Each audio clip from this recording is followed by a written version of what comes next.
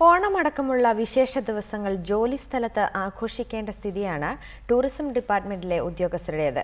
അതിനാൽ ജോലിസ്ഥലത്തെ ഓണാഘോഷം കുടുംബമേളകളാക്കി മാറ്റുകയാണ് ഇവർ. ടൂറിസം സീസണിന്റെ തിരക്കിൽ ഓണമടക്കം വിശേഷ ദിവസങ്ങളെല്ലാം കുടുംബത്തിന് പുറത്ത് ആഘോഷിക്കുന്നവരാണ് ഗവൺമെന്റ് ഗസ്റ്റ് ഹൗസിലെ ജീവനക്കാർ.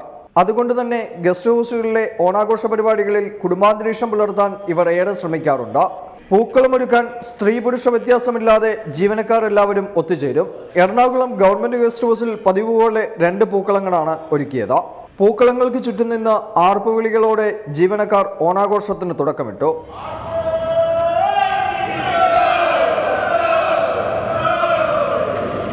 Tourism Ernakulam regional joint director ജീവനക്കാർക്ക് ഓണ സന്ദേശം നൽകി. കേരളത്തിലെ ടൂറിസം ഡിപ്പാർട്ട്മെന്റിലെ എല്ലാ ജീവനക്കാരും തന്നെ പലപ്പോഴും വിവിധ സ്ഥലങ്ങളിലായിട്ട് ജോലി നോക്കിക്കൊണ്ടിരിക്കുകയാണ്. അതിനിടയിൽ സൗകര്യം ഒപ്പിച്ചുകൊണ്ട് മാക്സിമം അഡ്ജസ്റ്റ്മെൻറ്റ് ചെയ്തുകൊണ്ട് വീട്ടുകാരുമായിട്ട് ഒതുങ്ങി കൂടിക്കൊണ്ട് അവരെയും കൂടി ഇതിലൊക്കെ പങ്കെടുപ്പിച്ചുകൊണ്ട് സന്തോഷകരമായ ഓരോ ആഘോഷങ്ങൾ നടത്തുകയാണ്.